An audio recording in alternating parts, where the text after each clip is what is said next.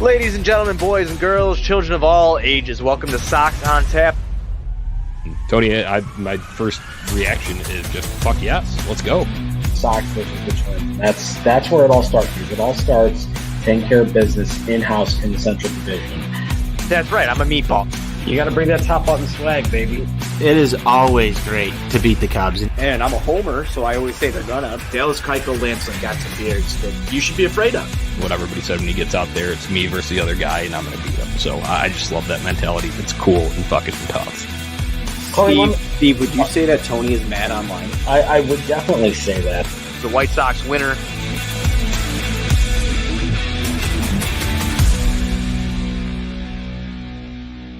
White Sox fans, welcome into a Friday night edition of the Sox on Tap post-game show. It's Jonnie and Steve here alongside NWI Steve discussing a soul-crushing loss in Cleveland. Where else? That place is a house of horrors, Steve. This sucks. Hey, Johnny.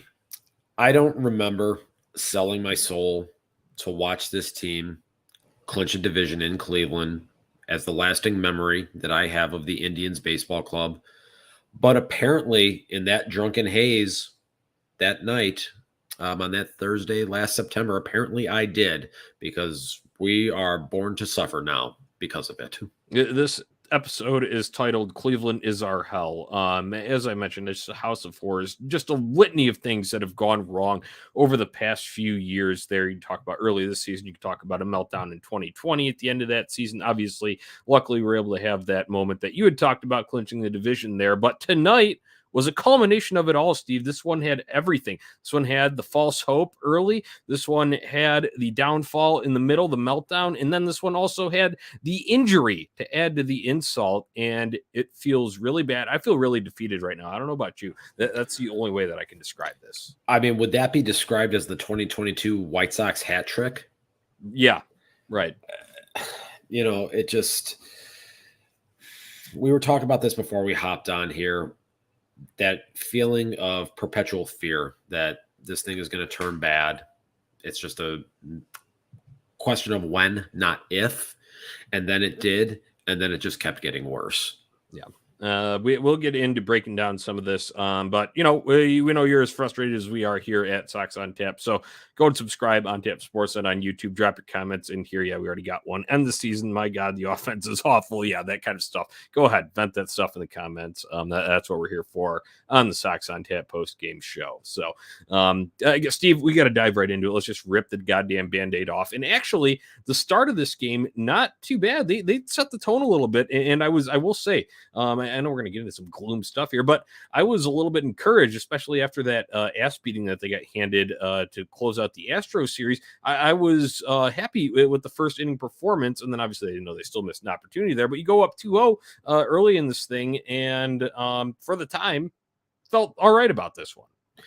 Yeah, you did. I mean, they shrugged off that terrible performance yesterday and jumped on Tristan McKenzie right out of the chute there. What was it? 4 batters into the game, you're up 1-0 already. And five batters in, you're up 2-0, and you're thinking, hey, okay, we got a shot here, and they had an opportunity to add on more. And then unfortunately, kind of what we would see later on in the game, as a harbinger of things to come here, they had a chance to tack on additional runs there in that first inning and really put McKenzie on the ropes. They weren't able to do it, and that turned out to be a very pivotal situation in this game here. But after that first inning here, you get those 2 runs, you're feeling good. And Lance Lynn went out there in the bottom half of the inning and was utilizing the high fastball, particularly the first time through the order here, and doing it with great effect against this Cleveland lineup, a team that does not strike out particularly often. He was getting a lot of swings and misses elevated at the very top of the level of the strike zone. So you're thinking, hey, okay, this is we're cooking here. We got a little something tonight. Right. Yeah. You talk about Lance Lynn there, and I guess that's the other positive here before we go into a sea of negativity and doom and gloom. But yeah, Lance Lynn gave you a chance tonight, right? He goes 5 2/3. He gives up 5 hits, only 1 run. It came on a solo shot by Jose Ramirez, and Walling walks 1, strikes out 6. Like you'd mentioned, a lot of those coming on elevated fastballs. So he battled the day. He gave the White Sox a chance, and I would say when he came out of the game, it was time to do it. So that was a decent decision before a list of dumbfuckery ones that we'll get to down the road here. But when you're talking about that in terms of positives there, it was Lance Lynn giving you a shot tonight. And, I love to see that. I'm a big supporter of Lance Lynn. We're in the Fear of the Beard Club here. So unfortunately, they weren't able to back him up, Steve. And let's talk about that. In that first inning, Yasmani Grandal has 2 runners on. He grounds into a double play to end the threat with 1 out there. So that one really stings. However, you think it's still early and there's other opportunities. They would have another opportunity, Steve, a prime one in the 5th inning. And just breaking the sequence down, Harrison leads off with a double, and then he gets a third on a wild pitch. And then what do the White Sox do? They go and turn around, strike out 3 times in a row. Granted, Tristan McKenzie was on. He did turn it on after that first inning. But when you have that opportunity, runner on third, nobody out, how the fuck do you not score? And particularly knowing that after Sebi Zavala, you had the top of your order up. So it wasn't as if, you did that, then you have 7, 8, 9 coming up to follow, guys that you would anticipate having a little bit of difficulty putting the bat on the ball, putting the ball in play to try to get that run in.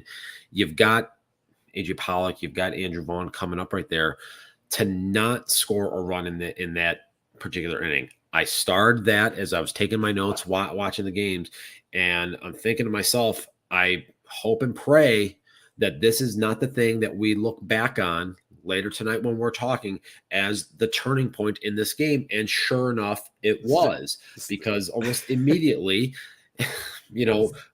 granted, Cleveland didn't get on the board until the 6th inning there, but you just fucking knew. You just knew. Yeah, and Steve, I kind of laugh because you talk about that whole sequence that you just did when you're talking about writing that down and starring that. I do the same thing when I take notes of this game, and I wrote, "Will come back to bite," and that I usually just leave it kind of like open ended, like, will it come back to bite, or will it? They were able to overcome it, and sure enough, came back to bite them because they needed more in this game. So break it up with a little humor here because it's just funny that we need to coordinate that, but that's the same shit that we were doing. It just tells you about what the White Sox do to our actions. From mental health to all of that here. Well, and it's funny because as I'm I normally will take notes when I know that I'm going to be hopping on with you here or Anthony, and I typically, there's 1 or 2 sequences in a game that you can really look at and define as turning points. Typically, whether it's offensively, if you have a chance to either score a run or add on additional runs and you don't take advantage, or if you do, to really bust a game open, that's big.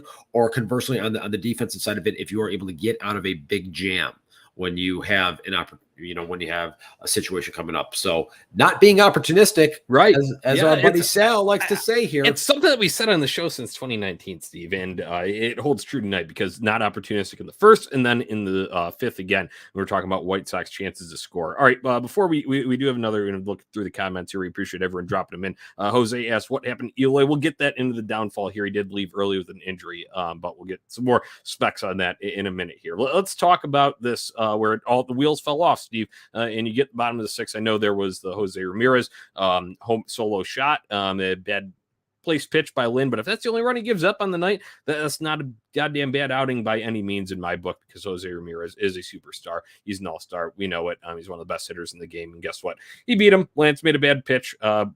One of very few really bad pitches that he made tonight, though. That was where the Cleveland scoring started. That made it 2-1 in the bottom of the 6th. And then in the 7th, this is where wheels fall off, Steve. And you get Steven Kwan with a RBI triple that ties the game. Rosario comes up, single, it gives Cleveland the lead, 3-2, one they wouldn't relinquish. But then White Sox go to the bullpen and bring in for Reynaldo Lopez. They brought in Jake Diekman, and he not able to get, not able to get out there. Jimenez brings home 2 with an RBI single. And in between there, though, Steve, you talk about other turning points. Well, I wonder what would have happened if Diekman was able to get a strikeout on the pitch that very well should have been a strike on the corner to Josh Naylor. Yeah, that was pretty painful to see right there, because that was a strike. The one thing that I was kind of observing as I was watching this happen, Reynaldo Lopez, a guy that has just been nails all season. Just really didn't have it tonight. He starts out, he gets the strikeout of Nolan Jones. The real thing that bothered me was then seeing him give up that double to Tyler Mahle, a very light hitting backup catcher. That was kind of troubling there, to say the least. Then he gets Miles Straw, and he's 2-2 on Stephen Kwan. So he's one pitch away from getting. There's another one, because that pitch was inside. That was off the plate. Yeah. So wasn't a terrible pitch by any means, but it's just like, it's in Cleveland. So he's going to find a way to put bat to ball, and it's going to find a hole in there, because that's just what happens there. But we didn't see the normal lights out, crisp, electric stuff from Ronaldo Lopez that we have seen for almost the entirety of the season. And he unfortunately picked a really bad moment to have that happen. Right. Yeah, it sucks. It sucks seeing that, because, you don't want to go and pile on the guy. Sure, tough outing for him. But as you mentioned, just nails up until this point, really owning that bullpen role. There was a lot made about what he's been able to do in transitioning that. And that's not something that's easy. It's hard to give that up as when you're a starter coming up and then go into that role. So, like you said, tough timing for it, but they were in Cleveland, so what the hell else did we expect here as White Sox fans? That would be the damage there in this one. But Steve, we've got, in between all of that, we've got some managerial decisions that leave you scratching your head once again. Ripping your hair out once again. And the first being, dude, 1-2 intentional walk again. Is he trying to troll us or what? Oh, I think he absolutely is. The worst part about it, though, is him and his defenders are going to use that as justification to say, see, it was the right move. It's not the right move. It's not. When you have two straight, it'd be what if you're down 2-0, okay. That is what it is. And then, whatever. But it was a 1-2 count once again. The thing that got national attention. I'm sure this is going to blow up once again. Maybe not as much, because obviously in the previous one, it really backfired in terms of the, home run that was hit back in early June. But with this one, I know, like you said, they're able to get out of it, but it's just the decision-making process of that just, like I said, leaves you ripping your hair out, not scratching your head, ripping your hair out. And there was another decision earlier on in the inning, the decision to, you had Jake Diekman warming up, getting loose for the spot when Stephen Kwan came up. I did see a lot of kind of back and forth on twitter.com about this. One of the things that I actually went back and looked after the fact was, if you look from an OPS standpoint, this year, Stephen Kwan, 654 against left-handed pitchers, 801 against righties. So it's really kind of a coin flip, because, again, Ronaldo Lopez has been outstanding this year, and he has really had very little variance dependent upon handedness this season. I wasn't overly upset about the idea of leaving Ronaldo Lopez in to pitch to Stephen Kwan in that particular spot, just because of how good he's been this year. But I know I did see some discourse on the old Twitter timeline regarding that. So it is one that you can kind of look back on a little bit and say, okay, should he have gone to Diekman in that spot? Now, Diekman himself had troubles navigating the strike zone today. So it's almost kind of a also got screwed on one, like we talked about too. Yeah. So that, but then again, he put himself in that spot by not being able to navigate the strike zone. So yeah, it all just kind of builds up and adds together. All right, one last thing on decision making here. You had the pinch hit in the top of the eighth. I know you're already down 3 here, and then you go Gavin Sheets, and this also gives up your DH because you're pinch hitting for Sebi Zavala, who is behind the plate tonight. Interesting move there, I will say. One thing that I noticed from earlier in the game was that Sebi Zavala looked absolutely fucking clueless at the dish. So there is at least one strike in my category where I would say I'm glad that I didn't see him hit, but at the same time, the ramifications of it are more of what you're looking at here in terms of the decision-making questioning here. Yeah, right? Yeah. I think particularly if that had only been a 1-run game, and if the Sox were able to kind of muster any type of offensive threat after that, to the point where if the pitcher spot would have come up, then it would have just all hell would have broken loose. Right. Jimmy Lambert was due up like second inning, right? If they would have gotten there. So so all hell would have broken loose in that particular spot.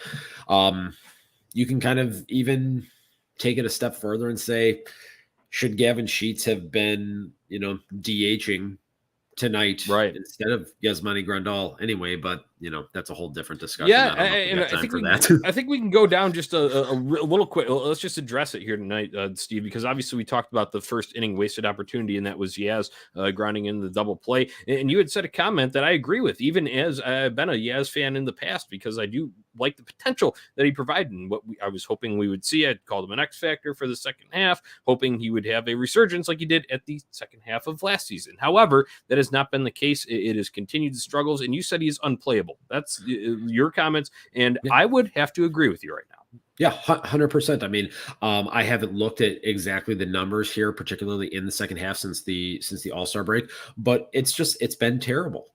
Plain and simple, the numbers as a whole on the season, he's got a sub 600 OPS. I mean, he's got a slugging percentage in the 250s. That's just not great, Bob. The fact of the matter is there's 42 games left here at this point. It's not about Yasmani Grandal's feelings anymore. It's not about his average annual value on his contract. You're 4 back in the loss column here. It might be too late now at this point here. This was a spot, and the weird thing about it too was, Gavin Sheets didn't he have like three or four hits yesterday? He had 4 hits yesterday. Yeah. Yep. So you're in this spot where then you're going to go back to having. He would have faced a righty. Yeah. Yeah. So you have both of your catchers in the starting lineup tonight. It's just one of those things that it just doesn't make sense to me at this point.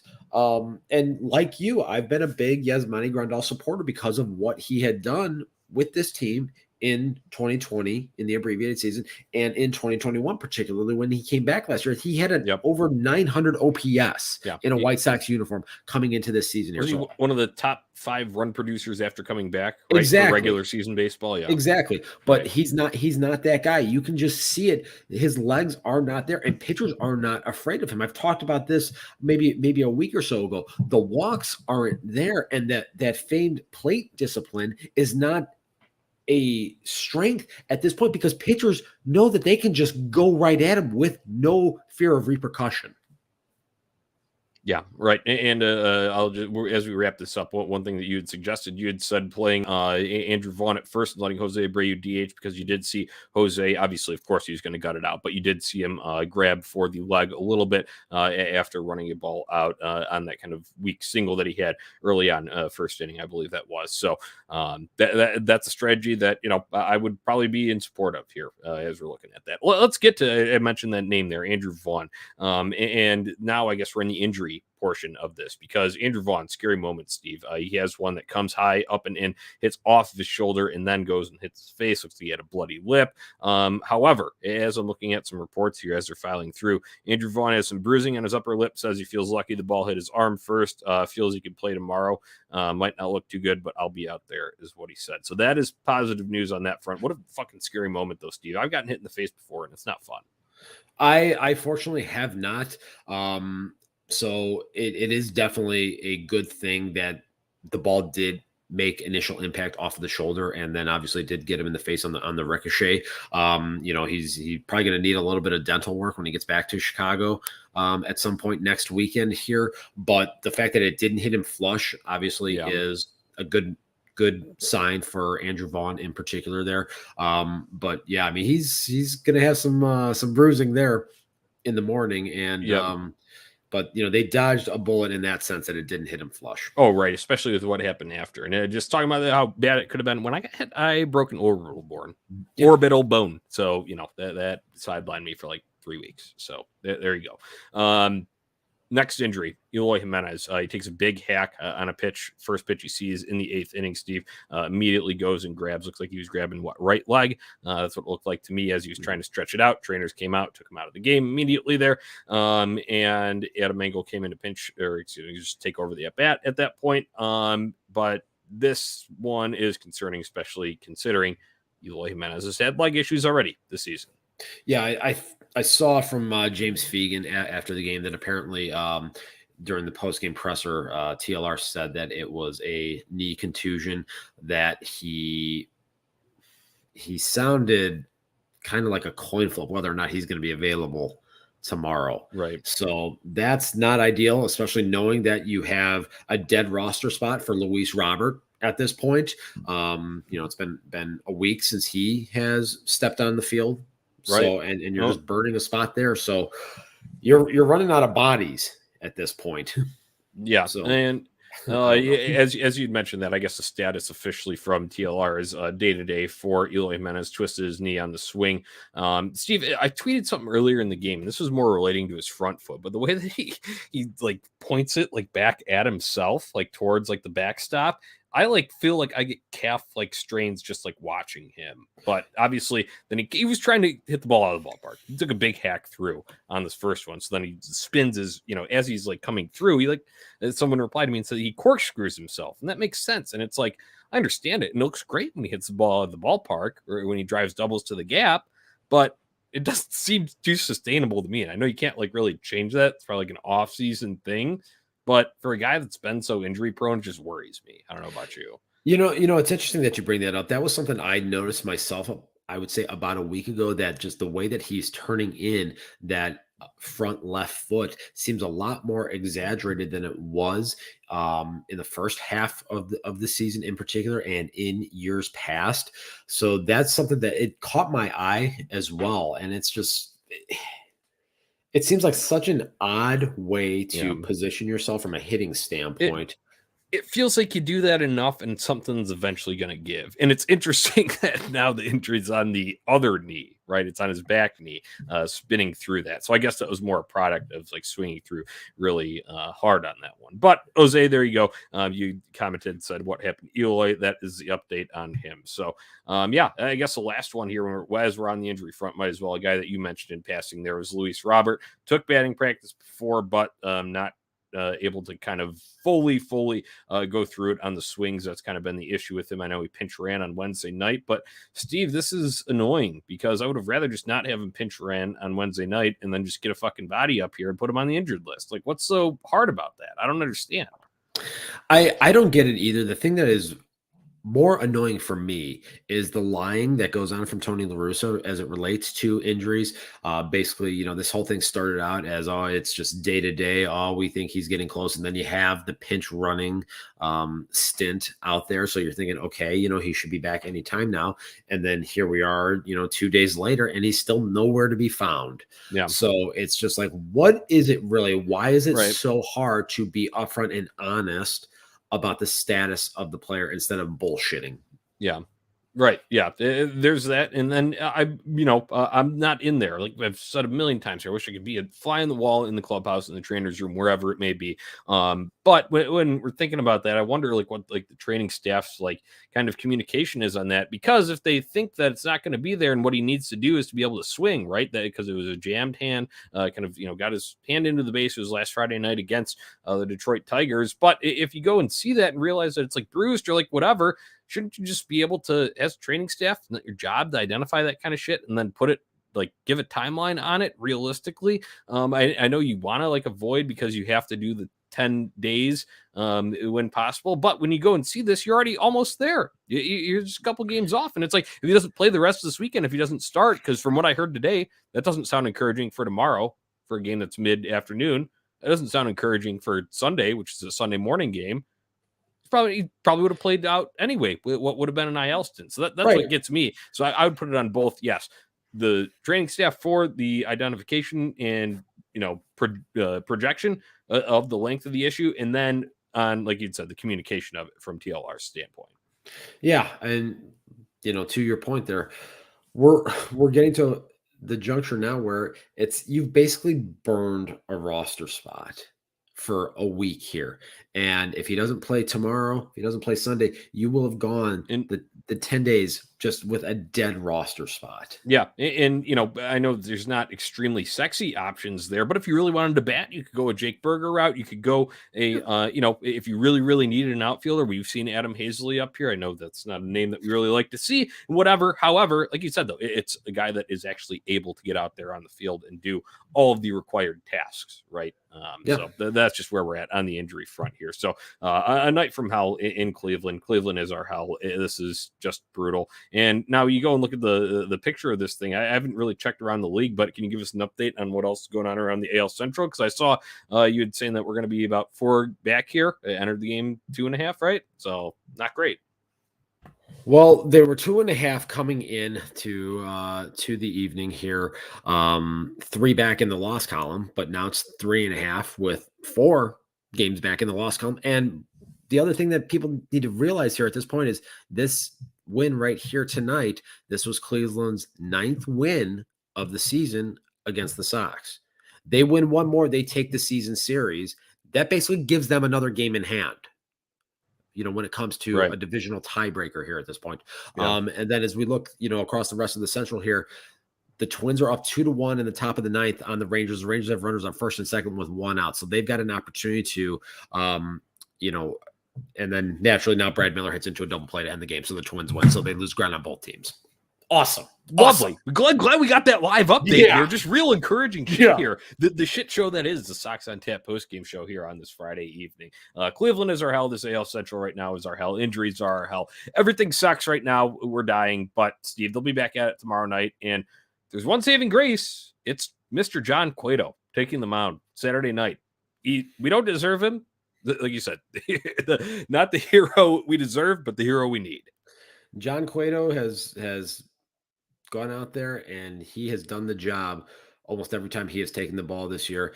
He has point blank said that, he's got the stones and he's going to go out there and he's going to give everything he has. He's going to put this team in a position to win a baseball game. He's going to have his work cut out for him tomorrow because he's going to be opposed by Shane Bieber. I know a lot of people are going to talk about the fact that the Sox put it on Bieber the last time they saw him at the corner of 35th and Shields 2 or 3 weeks ago.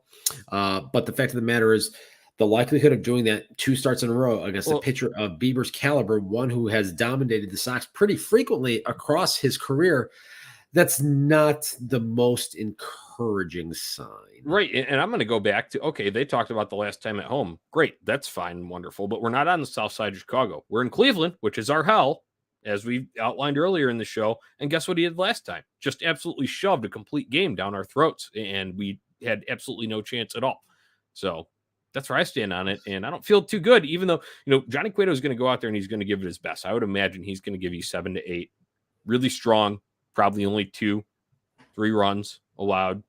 Probably scatter close to 10 hits within he'll there. He'll give up a 2-run homer to Jose Ramirez. Just because. Yeah. And they're going to have to find a way to scratch and claw, 3 runs somehow against this Indians pitching staff. Right. And you go and look at not even technically the ace then of the staff. I know he's been really solid this year overall, but the White Sox struck out 14 times against Tristan McKenzie tonight. And obviously weren't able to generate much against the bullpen either. So it's a daunting task that lies ahead. I'm going to get absolutely sloshed for the game, Steve. That's the only way I'm going to be able to make it through it. Oh yeah, listen, I'm going to have be a day tomorrow. So, you know what? Whatever happens, happens. I encourage all listeners of Sox on Tap to do just what Steve and I are going to do. Go and have yourselves a day, have yourselves a Saturday, and make sure if the White Sox bring you more pain, you're numb to it. If they somehow pull it out, be in an elevated mood to celebrate it. That's where I would leave you. My advice for Sox on Tap listeners. Just don't pull a Marcelo Zuna. Yeah, right. Yeah. That's a good point. Safety first on that front. But have yourself a good time and enjoy it because you'll need it. I think you'll need the libations to get through it.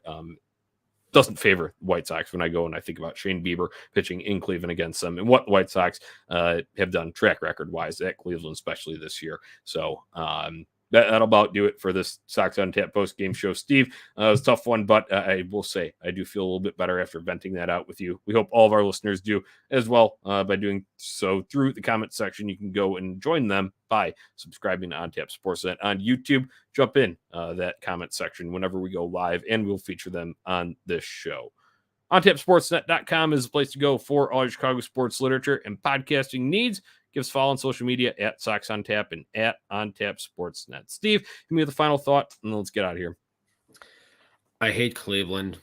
They're the bane of my existence. If I ever become president, I am expelling the state of Ohio from the union. Cleveland, you suck. I'll always hate you. Thank you. Yes, very well said. Very, very diplomatic of you. I like that. Very stern in your policies there. So you got my vote. All right. Mine is hit the goddamn ball out of the ballpark, please. It has been way too long. I know Moncada hit a home run, but it was a garbage time on Thursday afternoon. My God, for the love of God, so much of this can be alleviated. You can alleviate situations in which you might not pick up the extra run in an inning or whatever it may be. Can you imagine if Yaz would have found a way to elevate the baseball in that first inning, and then all of a sudden you're up 5-0? Right. That's just where I go. And I know we've been pleading for this all year, but I'm just going to keep beating the dead horse, because that's really what they need to do. We talk about when they did that at Cleveland. Guess what? The last time they did that with regularity, they won a division title there. So that's all I've got. I remember it. I was there. You were there. My soul might still be there. Yeah, it probably is roaming around somewhere in Progressive Field. So if you're at Progressive Field, look for the ghost of NWI Steve roaming around on the concourse there, probably at the beer stand. So I'll do it for this edition of Sox on Tap. Hope we were able to give you a good venting session. Let it all out. That's what we're here to do. Until next time, White Sox forever. White Sox for life.